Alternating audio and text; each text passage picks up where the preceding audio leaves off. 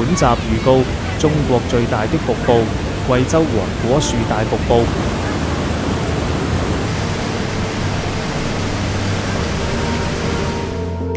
因為呢度當地係種好多呢一個咁樣嘅黃果，有啲人話叫黃果樹更加之響亮，所以咧改咗名叫黃果樹。本集預告：陡坡塘瀑布，旅遊巴窗外黃果樹瀑布壯麗景色。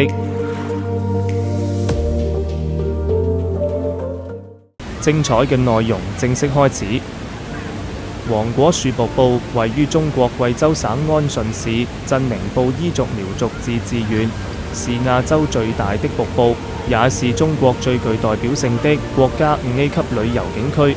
主高77.8米，寬101米，以其雄奇壯闊的格斯特地貌景觀聞名於世，因兩岸有很多黃果樹而得名。廣闊的瀑布被茂密的樹林、內谷溶洞、石林石柱緊緊包圍，屬典型的喀斯特地貌。黃果樹瀑布群由大小不同，共18座瀑布組成，其中黃果樹大瀑布就是瀑布群中最為壯觀的一座。想近距離觀賞黃果樹大瀑布的話，不要錯過位於瀑布後的水簾洞。這個位於大瀑布40至47米左右的高度的後面，壁上有一個深20多米、長134米的溶洞，洞口常年被瀑布所遮掩。一場來到必定要進入水簾洞，洞中的開口處近距離觀察瀑布飛瀑的氣勢。若果遇上晴天，上午9時至下午5時期間，可以見到下游的犀牛潭上空出現的彩虹。三大核心景區黃果樹風景區面積廣闊，建議預留6至8小時安排一日遊。黃果樹大瀑布景區的核心，遊客可以穿上雨衣進入瀑布後方的水簾洞，從內向外觀賞奔騰的瀑布。壯麗瀑布下，遊人歡喜雀躍聲音及激動興奮心情。要觀賞這個最具代表性的貴州景點，建議選在夏季6至8月份前往，因為夏天雨水多，是瀑布的風水期，瀑布變得更為浩大。根據記錄，2007年7月，其瀑布流量達到每秒690立方米，為當年黃果樹瀑布水流量最高紀錄。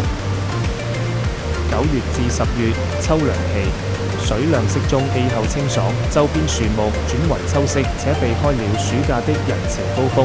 遊覽水簾洞和大瀑布腳下時，水霧極大，請務必提早準備好雨衣和防滑鞋，還要記得要隨身帶一件輕薄的雨衣。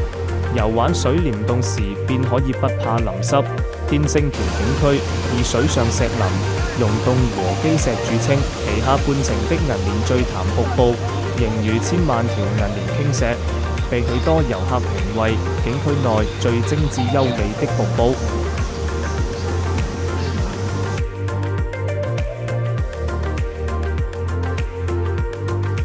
黃果樹瀑布大牌坊是進入黃果樹瀑布群的標誌性建築，位於安順市鎮寧布依族苗族自治縣的景區入口處。一陣間直入就得啦，好唔好？而家綠色因為佢未成熟啊，未成熟啊。就係呢個叫黃果，當地人叫嘅黃果，所以原先咧叫白水河瀑布嘅。以前叫白水河瀑布，因為呢度當地係種好多呢一個咁樣嘅黃果，有啲人話叫黃果樹更加之響亮，所以咧改咗名叫黃果樹，之後先有得食。黃果樹瀑布是中國大陸和亞洲第一大瀑布，也是世界上最負盛名的大瀑布之一。黃果樹景區內的小店主要分佈在景區步道沿線、天星橋景區出口至景區外的購物街。這些店家主要販售貴州少數民族手工藝品及安順特色小吃。手工藝品店景區購物街聚集許多攤商，販售精美的苗族與布依族蠟染織品、傳統銀色竹雕以及極富當地特色的地器面具。邊仲加平啊！唔使輸送啊！民族手信店部分小店可以觀摩苗繡製作，並販售天麻酒、杜仲酒、牛角梳等在地特產。旅客可以在主題郵局購買印有黃果樹大瀑布或陡坡塘瀑布的明信片，蓋上紀念郵戳，作為自己完美旅程的見證。旅遊巴窗外觀看黃果樹瀑布景色。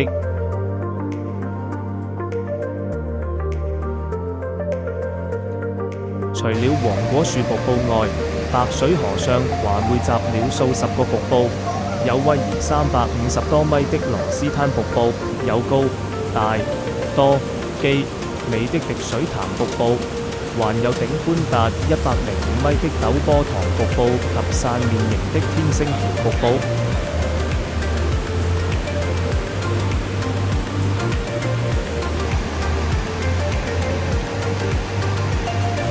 有的聲震如雷，有的飄灑無聲，有的橫翻舞娟，有的輕絲曼舞，姿態萬千。而表分情，真讓人遊目四顧而無暇。每一個瀑布都有一個美麗的傳說。